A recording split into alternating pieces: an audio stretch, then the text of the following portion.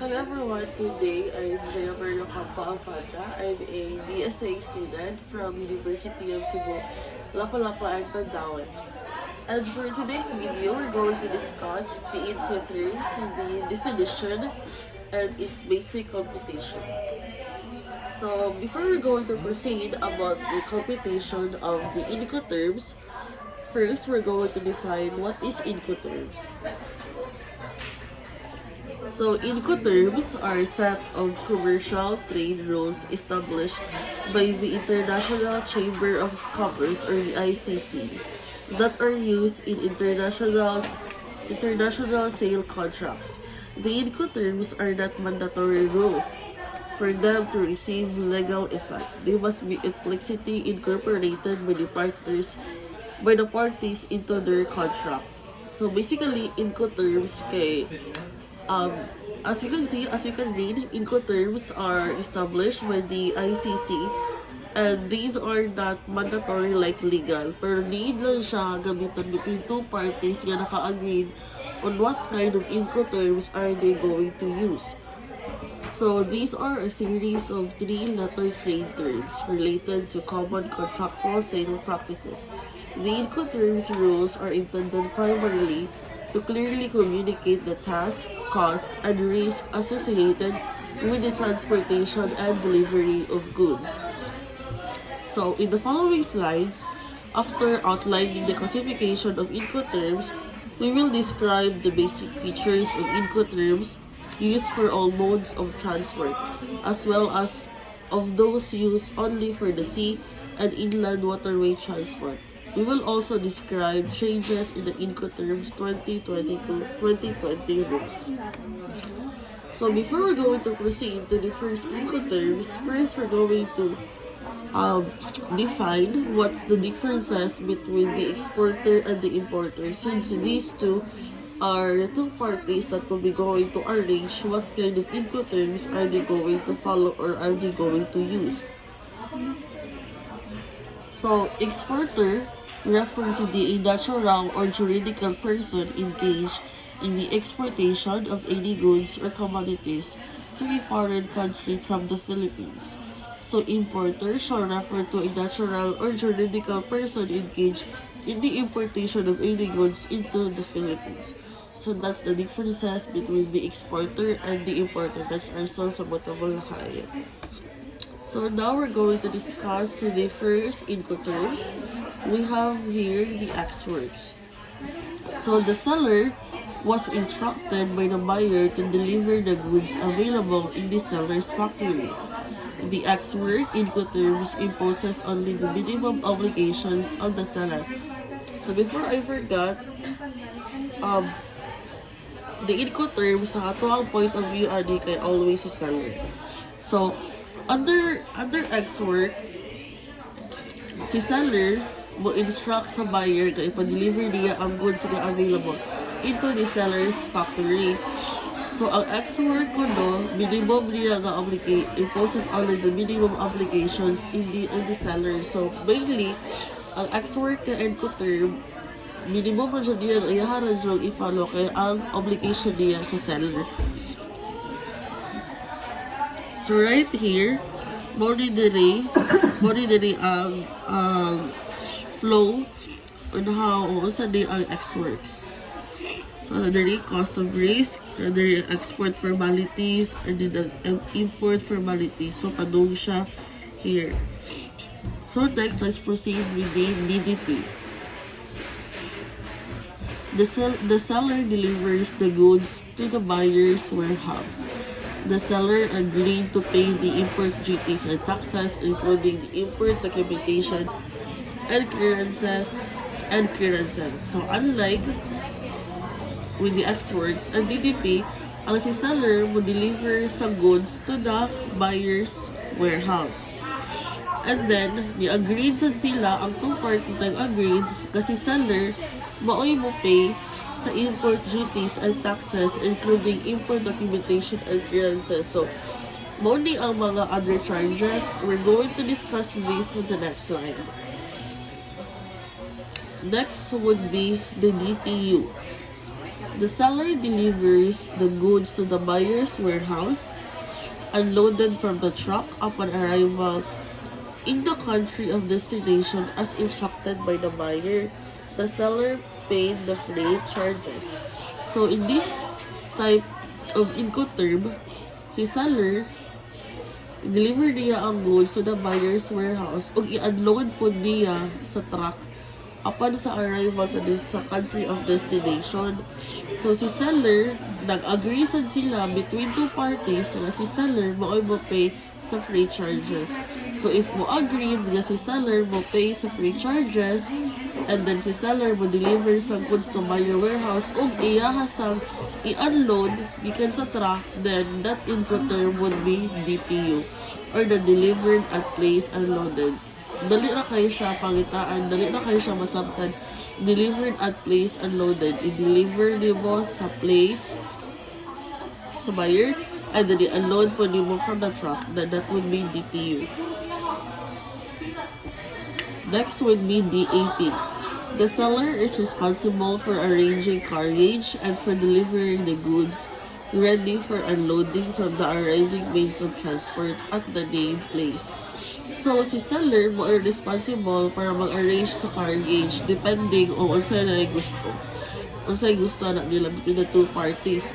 Iyahar na sad i-ready for unloading if ma-arrive na from the arriving means of transfer at the named place. So, unlike DPU, na iyahar yung i-unload from the truck, si DAP, ready na for unloading. Ready for unloading, DPU, unloading from the truck. So here's the flow. So delivered at place, the transaction between the seller and the buyer. Next would be the CPT, or the carriage paid to. So the seller agreed to deliver the goods to the custody of a shipping line per request of the buyer. The seller only paid the freight charges. So, si seller mo agreed na i-deliver niya ang goods sa custody sa shipping line per request of the buyer. So, nananay agreement ang seller o si buyer asa ka shipping lines nila, unsa ka shipping lines ang ilang gamiton para ma-deliver ang specific nilang cargoes. And then, nagkasinabot sa sila kasi seller mo ay mo pay sa freight charges. So, if mabasahan na to sa situation nga si seller mao'y pay sa free charges, and then naagrihan nila nga si seller mao'y mo deliver sa shipping line, and then that Incoterm would be the carriage paid to earn the CPT. So here's the illustration of the cost risk. Next, CIF. The seller delivers the goods on board the vessel. The seller paid the freight charges and insurance costs. So in this type of Incoterms, the seller will deliver some goods on board the vessel. The seller paid the freight charges and insurance costs. So, in this 11 Incoterm, we only have two types of Incoterms that the seller will pay sa freight charge, sa insurance cost. So, first, that would be the CIF, or the cost, insurance, and freight. So, if makabantay na ta, si seller mo ay pay sa freight charges o sa insurance cost, and then that would be automatically cost, insurance, and freight. CFR. The seller was instructed by the buyer to load the goods on board the vessel. The seller only paid the freight charges. So, under CFR, si seller mao'y mo pay sa freight charges. So, here's the illustration below on the flow of the cost risk ang destination itself. Next would be the CIT. So, as I mentioned before, there were only two types of Incoterms kasi seller mo pay sa insurance cost. That one, kana siya mo ay si CIF and sa CIT. So, the seller agreed to hand over the goods to an airline nominated by the buyer. So, CIF, pay nga po siya, freight insurance and insurance cost, pero naa siya, C. shipping line siya. Si CIP, airline iya ha, more on focusing siya on online. And they pay gihapon sa freight charges and insurance cost. Next is the FCA or the free carrier. The seller was instructed by the buyer to deliver the goods to the custody of a freight forwarder nominated by the buyer.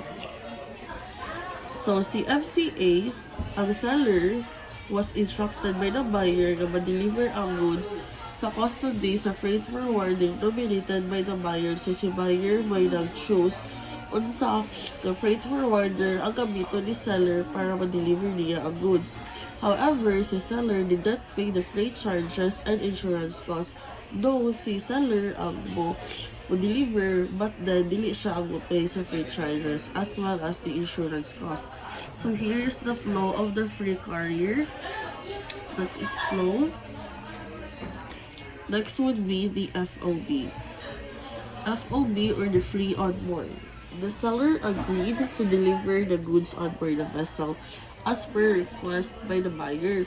However, the seller did not pay the freight charges and marine insurance costs. So, marine insurance cost, wala na dyan na siya. Mo-pay na ang seller marine insurance cost if it's CIP or CIF.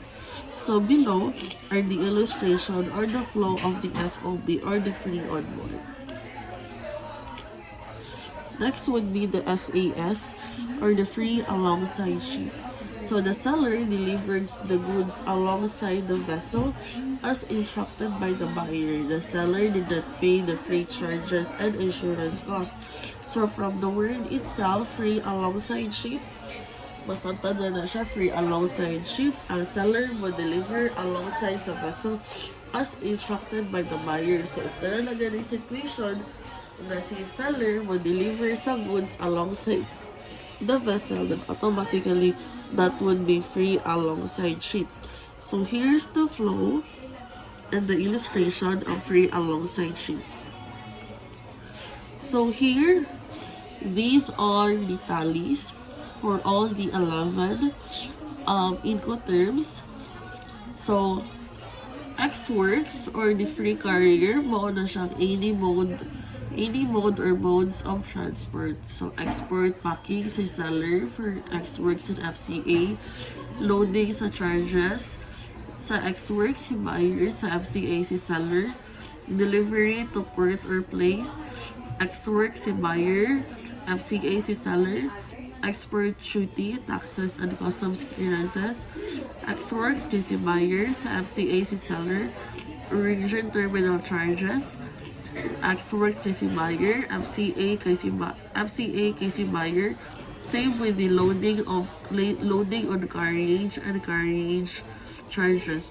Well, the insurance is negotiable siya, but then CIF, as I mentioned before, CIF and CIP mo na siya na pay sa insurance. Destination terminal charges, delivery to destination, unloading at destination, and import duty taxes that would be care of the new buyer. So, sea and inland waterway transport, we have the free alongside ship, free on board, cost and free. So, export packing, loading charges, delivery to port or place, export duties, taxes, and customs clearances, as well as the origin terminal charges and loading on carriage. That would be under tanan siya ni FAS, FOB, CFR, CIF. But in regards with the carriage charges, insurance, and then to the destination terminal charges, delivery to destination, unloading at destination, import duties and taxes, that would be under the new buyer. So any mode or modes of transport, that would be CPT, the carriage paid to, CIP, carriage and insurance paid to, DAP, delivered at place, DPU, delivered at place unloaded, DDP, delivered duty paid. So as you can see, mauni siya ang mga rules ni seller o ni buyer in every type of the Incoterms 2020. So let's proceed to the computation of the Incoterms. So first, we have here X worth. So the formula to get the X worth, we only have the cost of goods itself. So an FOB, or the free on board value, amounting $15,280 arrived in Port of Manila, consisting of assorted plastics covered from Vietnam, determined the X-Works value of the seller, paid a commission of $1,240 and royalty of $2,000. So X-Works is equal to FOB minus its origin, its ikat good yun. Delivered duty paid. So the formula on how to get the delivered duty paid, or the DDP, would be FOB plus freight plus destination other charges, or FCA plus freight plus destination other charges. So note, in order for us to get the FOB or the FCA,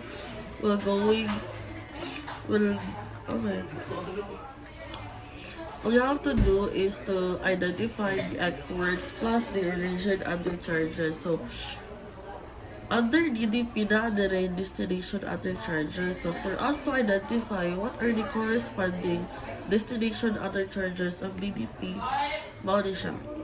Destination other charges, we have here destination total handling charges, or the THC, less container load charges, or the LCL, destination import arrastre charges and wharf freight due, destination inland freight, tracking or the haulage, destination internal insurance, import documentation clearances, import duties and taxes, import miscellaneous expenses like the warehousing, storage, and fumigation, etc.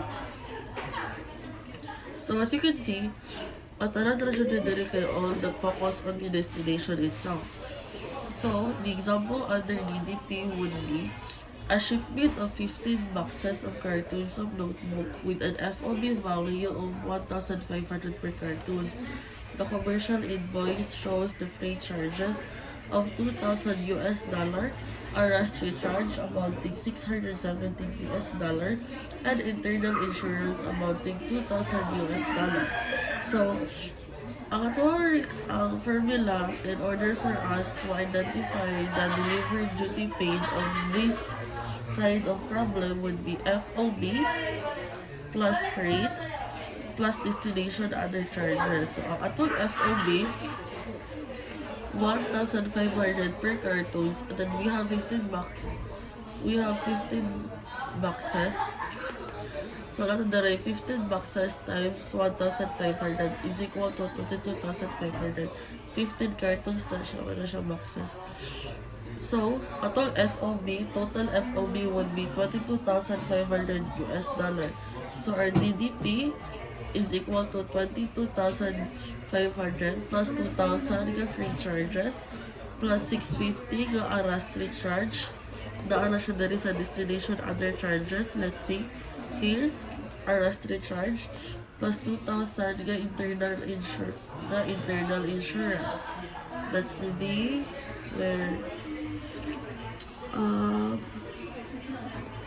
internal insurance. So a total of 27,170. Here's the internal insurance. So next, let's proceed with the DPU. So DPU stands for delivered at place unloaded. So the formula to get the DPU, or the delivered at place unloaded, we have here FOB plus freight plus destination other charges. Same lang sila with the DDP. Ang differences would be the ang iyahan na job location ng definition niya sa Incoterms. So, other destination other charges na natin na rin, destination total handling charges, less container load charges. If we say less container load charges, ano na siya muhapak sa consolidated ng mga cargoes? Mga to siya ang mga cargoes niya. Daghan ang sunsong sa ka-specific na van, mo siya less container load charges. Next kay destination import arrestry charge and wharfage due, destination inland freight, trucking haulage, destination internal insurance, destination unloading charges at buyer's warehouse. So here, a seller in Osaka, Japan was required by the buyer in Cebu to deliver 1 unit of dump truck to a construction site in Talisay City. The commercial invoice shows total invoice value of 80,000 pesos inclusive of origin invoice and destination inland freight of $30 and $20 respectively, origin and destination internal insurance of $10 and $5 respectively, origin and destination THC are the total handling charges of $60 and $75, export documentation of $150, export duties and taxes of $500, destination unloading charges at $40 upon arrival at the site, and freight charges of $2,000 from Osaka to Cebu, Philippines. So as you can see, taas kayo ang situation. But if you're going to read it lang dyan, you will identify na naaray isa ka word yung baka anatang. If imuha na siya makitan, you would automatically get the DPU of 80,000. So, naata dire word yung nakita ang inclusive. When we say inclusive, appeal na siya tanan, kwintada na siya tanan. So, you don't have to compute all these other charges, all these FOB, mga freight, or mga unsa pa na lang ipang-add-on. If nara ka ang word nga inclusive, automatically, ang amount na gihatag sa invoice, that would be your DPU. So, since di anak man dire ka inclusive na, total invoice value of $80,000 inclusive na ritanan, then mauna na imuhang DPU amount. So, next, let's proceed to the carriage paid to or the CPT. So, the formula to get the CPT kay FCA plus freight or the X work plus origin address charges plus the freight. So, kini siyang X works o origin address charges, mauni siya ang formula on how to get the FCA. Yung total nila ko siya dire, aron if dili given the FCA, then go to how to get the X works o origin address charges. So, a shipment of 15 boxes of cartoons of notebook with an FCA value of $1,500 per cartons $. The commercial invoice shows the freight charges of $2,000 a rostry charge amounting $670, and internal insurance amounting $2,000. So, CPT is equal to FCA plus freight. So, as you can see, sa FCA, 1,500 per cartons ang and then we have 15 cartoons. So, we're going to multiply 1,500 with 15 boxes and then makakuha tag 22,500 plus ato ang 2,000 for the freight. So, naatay 24,500. So, our CPT in this problem kay $24,500. So, kailangan kumpleto dyan siya tanan na ano tayo, sakto po nga sign sa ako. Next would be the CIF or the cost, insurance, and freight. So, as I mentioned before, duhara sila ka internal, duhara sila ka Incoterms nga mo pay si seller sa insurance. That would be the CIF and CIP. So the formula to identify or to get the value of the CIF kay FOB plus freight plus insurance. So if really applicable si FOB, and then go find the X words and then add the origin other charges. So, Mr. Cruz importing a semiconductor parts from Italy. Determine the CIF value of if the FOB is 5,600, freight is 3,450, and insurance of 2,300. So, given si freight ka 5,600, o si FOB I mean, freight na 3,450 and insurance na 2,300. Imo na siyang i-add and then you will get 11,350. So the CIF of this problem would be 11,350. Next, cost and freight or the CFR. So the formula to get the CFR would be the FOB plus freight. So if wala naman si FOB, and then go find the X works and origin other charges. So a shipment of 20 crates of apples arrived at Hong Kong with a FOB value of $2,000 per crates with a commercial invoice shows freight charges of $3,500. Find CFR value. So for us to get the FOB, we have to multiply the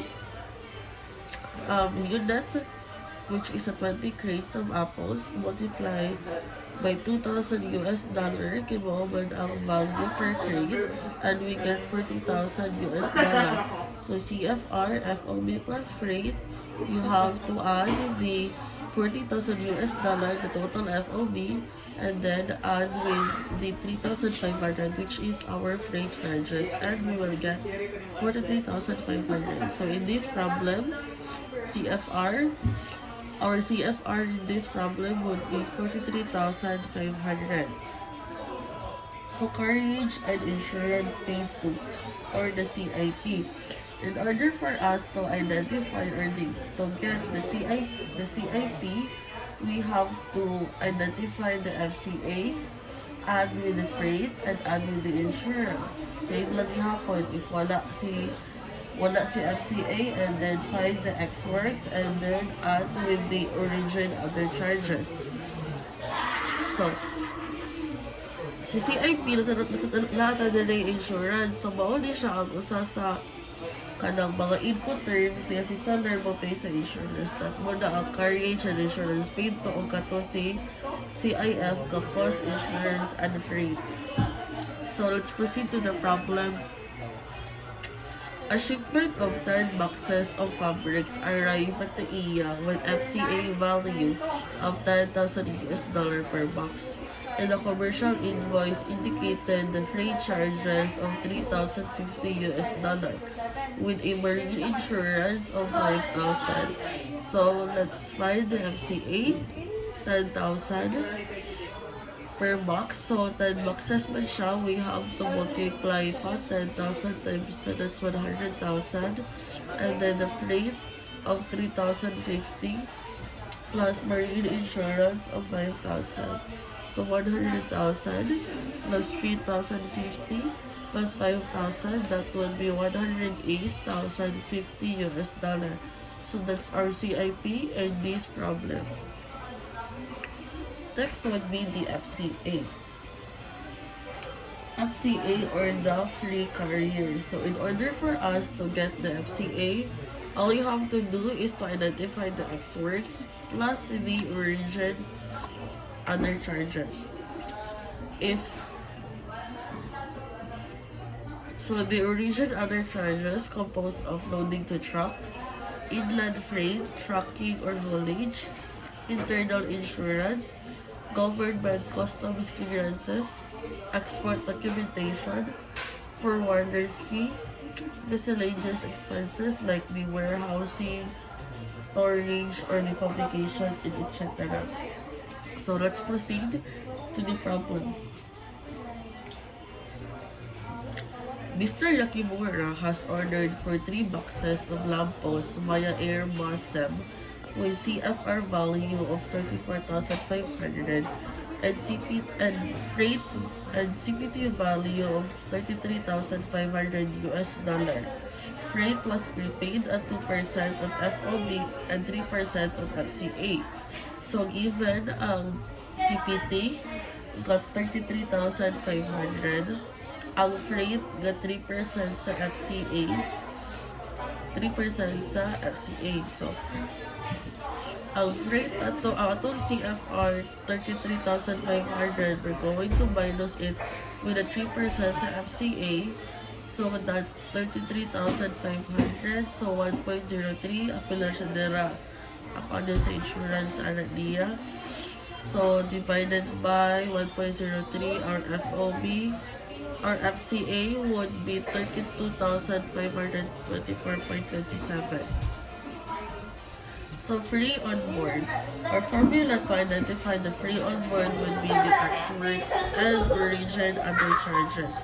So under origin under charges, we have loading to truck, inland freight, trucking haulage, internal insurance, government customs clearances, export documentation, forwarder's fee, miscellaneous expenses, arrest-free charge, and wear-free due. Total handling of charges. So, a seller exported 350 pieces of ceramics from Italy with a CPT value of 40,000 and commercial invoice indicated in the freight charges of 10,000. So FOB is equal to CPT, which is the 40,000, and freight charges at 10,000. So in this problem, our FOB would be 30,000.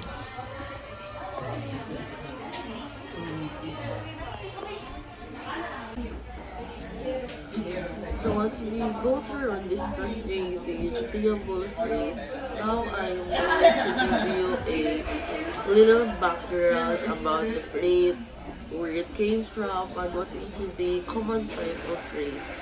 So freight as a verb evolved as fraught in the mid-50s. This meant to load. In the 1530s, fraught became freight, meaning to carry or transport. In modern time, we do not refer to the transporting of passengers as freight.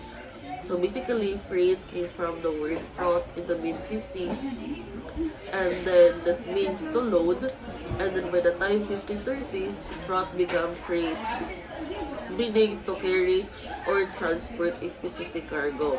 So freight is typically used for commercial purposes as it involves the transportation of a large quantities of goods or even cargoes.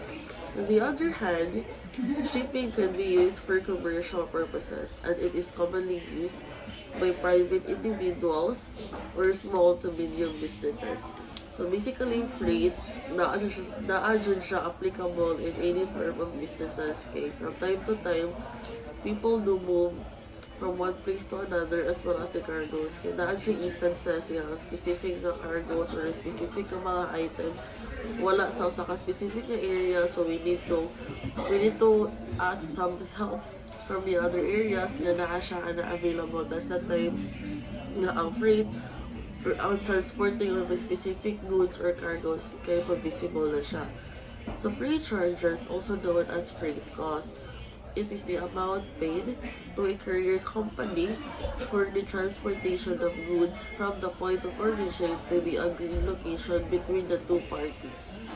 So, there are lots of types of freight. So, one of the common type of freight kay ang less than truckload. One of the most popular forms of freight because it is an extremely cost-effective, reliable, and timely services. So basically, freight, dali na dyan kayo siya sa freight transporting na siya. Yun ang amount niya i-pay mo as you go on transporting a specific cargo. And then the insurance itself, ato ang gamiton aron ma-free ta from loss, damages, aron for safety purposes na lang po siya. And it is also a mandatory sa international trade. For me lang, insurance is such a very good investment na po siya as you go through on kanang shipping bitaw, especially in international, but transshipment ka. Kaya wala na mo kung control, like yan, na kay connections, na kay matrace ni mo or matrack ni mo yung imong cargoes. But then you really know if naunsa na nabot yan sa imong cargoes, giunsa na siya sa freight forwarder, di ba? So it is such an important way na lang po for you to kanang na lang ito kay peace of mind na kahibaw ka nga okay ra if makinaon sa imong item or imong cargo or imong container, because you know kanaan na insurance ka nakakabit sa iya ha.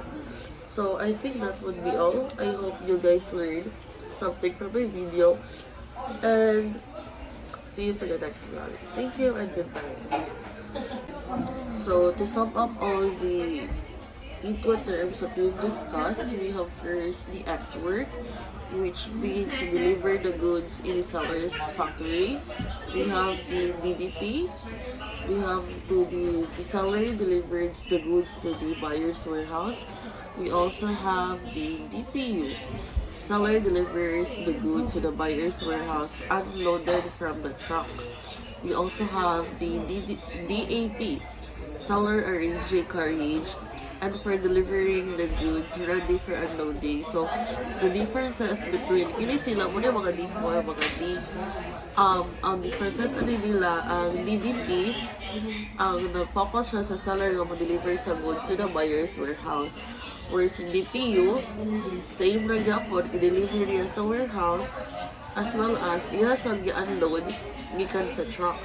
While si DAP, ang seller, nag-arrange siya sa carriage and delivering sa goods gihapon and nag-ready na siya for unloading. So DDP, delivery na siya.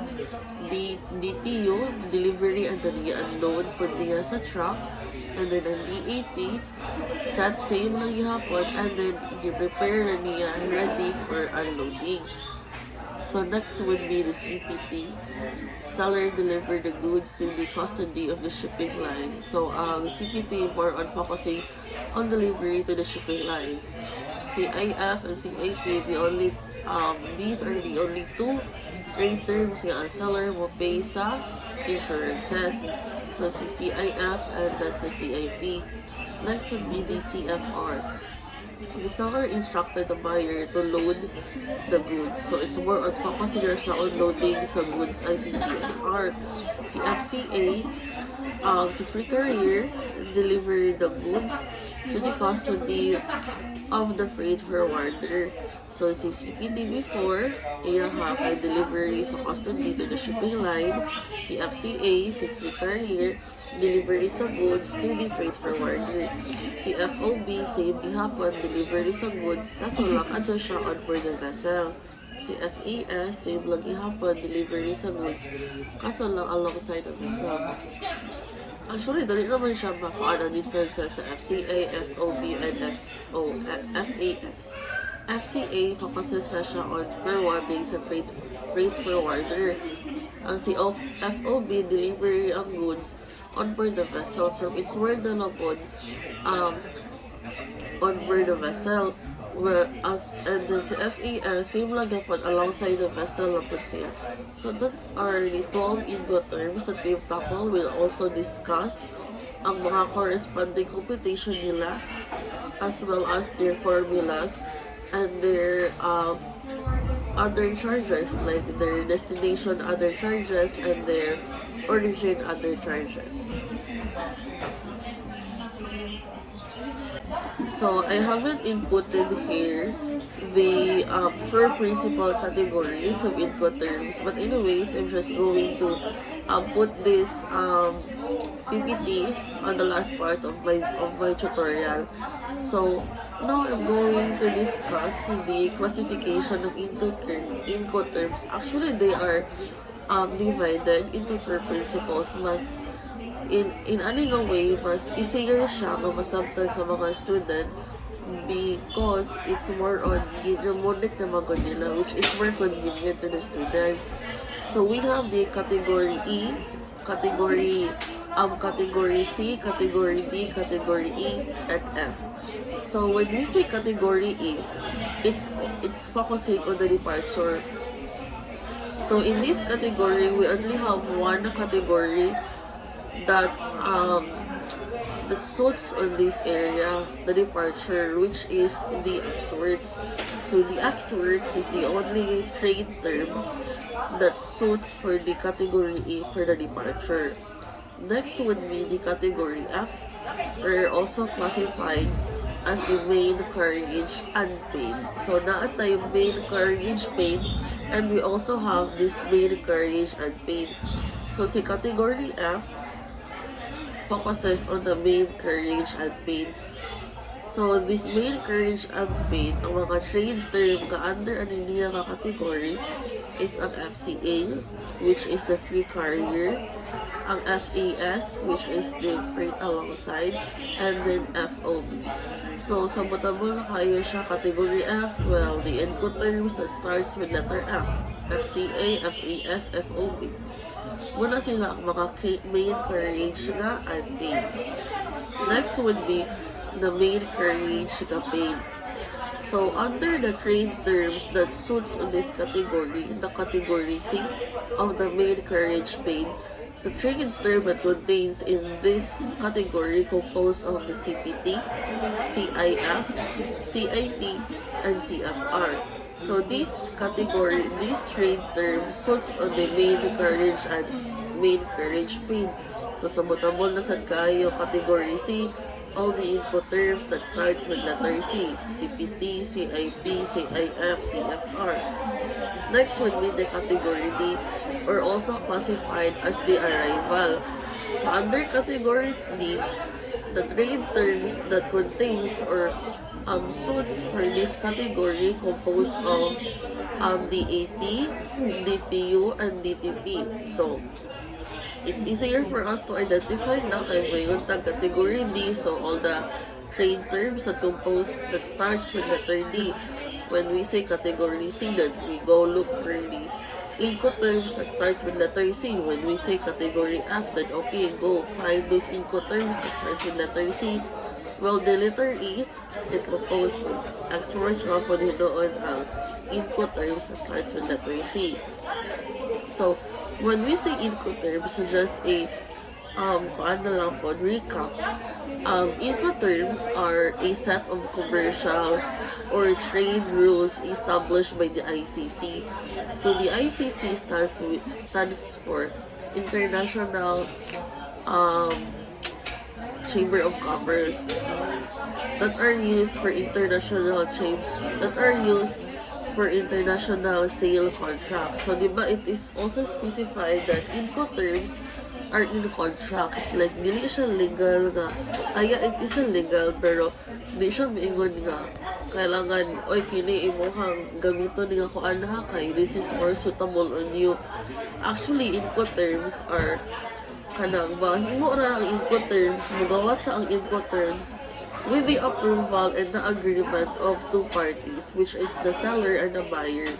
Kasi sila naman ang connections ana, sila na may magsabot Unsa man, isa may mubayad sa freight, who will be paying for the insurances? Are we going to put a contract insurance for this shipment? And asa man ko to maangka ng ang shipment, ingon ang ideas, asa man ang di ahaton.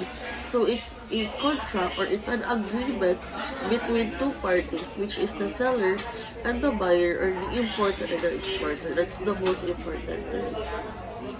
So the Incoterms are not mandatory rules, as what I've said, for them to receive legal effect. They must be explicitly incorporated by parties into their contract. So the Incoterms are not mandatory rules for them to receive legal effect. They must be explicitly incorporated by the parties into their contract. So as what I have said, Incoterms will be visible if two parties agrees on this different agreements. So, naano sila mga agreements na gina-follow and gina-ask, and then if usa nila makita ang mga Incoterms or ang mga agreement nga mo suitable, and then mo na to ilang pilion. So Incoterms for any mode of transport composed of the X-Works, the FCA, the CPT, the CIP as well, DPU, DAP, and DDP. So while the trade terms that suits for the sea and inland transport are for the FAS, FOB, CFR, and CIF. So naatay mga corresponding Incoterms that use for like any mode of transport. Naapotay for sea and inland. Actually, I've already discussed that one on my previous slides. So this is just a recap. So the use of Incoterms in international trade is a widespread phenomenon, and disputes frequently arise due to the confusion concerning them. Prior to inserting an Incoterm into a contract, it is essential for the parties to make sure that the Incoterm meets all their expectations and needs regarding the following issues. So, as a buyer or ang seller, they really have to make sure nga ang Incoterms nga ilahang gikuha kay nakasuot bitaw siya sa agreement nila. Like for example, maana si seller nga, sige, ako na lang mo bayad sa insurance. So in that way, nalala kay idea as a broker kung sa imuhang Incoterms nga gamiton. So since maana man si seller nga, okay, I'll go, ako na lang mo bayad sa insurance. So we only have two trade terms na pwede siya ka ang seller mo ay bayad sa insurance. That's the CIP and the CIF. So since ni proclaim naman, ni pagawas ng statement si seller nga siya may mabayad sa insurance, so automatically duha na lang imong the CIP or the CIF. So the rest of the agreement is just going to check if asa mas more suitable ang Incoterm pwede yung kuhaon, ari ba sa CIP or ari ka sa CIF. So the following issues or ang angay na to nga masihan if ang atong Incoterm kung ginakuha is sakto ba dyan siya. Kinamang kung instances like pataka na lang o dili bitaw siya sakto ang Incoterm siya makuha, dako maguna siya og relevant. It's because it's a mode of payment. Dili mo gud makita na to sa Incoterms ang payment between sa freight and then sa insurance. Ara po na to makita ang movement og asa dapit ang shipment, asa ihunong, i-unload mo siya or dili, asa madapita kutom ang cargo, masin di ay kutom ra sa port, nga inyong samot kay unsa, masin inyong samot kutom sa warehouse, pero ang inyong nagamit nga Incoterm kay kutom ra di ay sa port. So di ba, naadyo siya inimong, so kailangan ng inyong Incoterm nga magamit is suitable sa inyong ginasamutan nga agreement. So these are some of the following issues or the agreement that a broker or ang importer o ang exporter need nila i-follow dyan siya. If the transport to be made by sea or inland waterway means or not. So kailangan ato na yung i-check if sea ba or inland ang means of transportation sa cargo, ang means of transshipment, inland ba siya or sea lang. Who should bear the majority of the risk of loss and damage of goods? Kini po siya more specific niya. If ever, like, dili ba dyan, inevitable medyo kayo ang mga negative nga kuhan sa to ang life, especially the nature yung mga problems, diba? Nature, dili dyan na to na siya matag-an. So, if ever ingon na, kailangan na po na sa inyong agreement, okay, if may mga losses or mga damages, isa may motekers, refund ba, iuli ba ninyo ang item, ilisan ba, kailangan na po na siya sa agreement. At what point in time in the delivery to the place of destination should risk be shifted from the seller onto the buyer?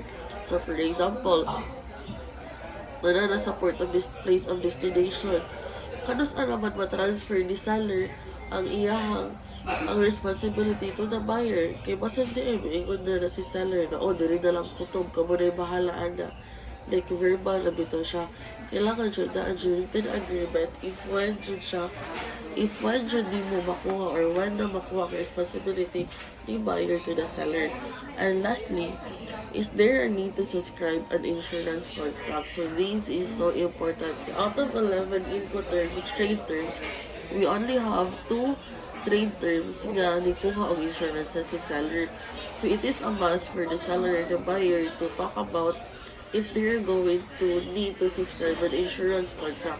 Pero as of me, as a release ka na kasi bitaw the importance of insurance, it is a must to get an insurance dyan, especially if you're having a transshipment cargo.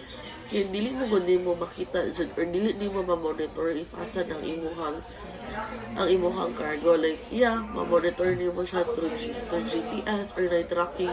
Pero ang situation sa cargo, wala ka kabalo og asa na siya nabutang karon, unsa iyang kuyog ng mga cargos. Basin di ay imbis dangerous siya or fragile, napunta siya sa general cargo, which is ang general cargo kadi ba kay siya more on kanang gitagaan og importansya nga like gihandulan og sakto kay general cargo man. Unlike if you're going to declare it as a dangerous or ang higher risk nga mga cargos, then they would put your cargos or your van into an area nga mas more safe siya.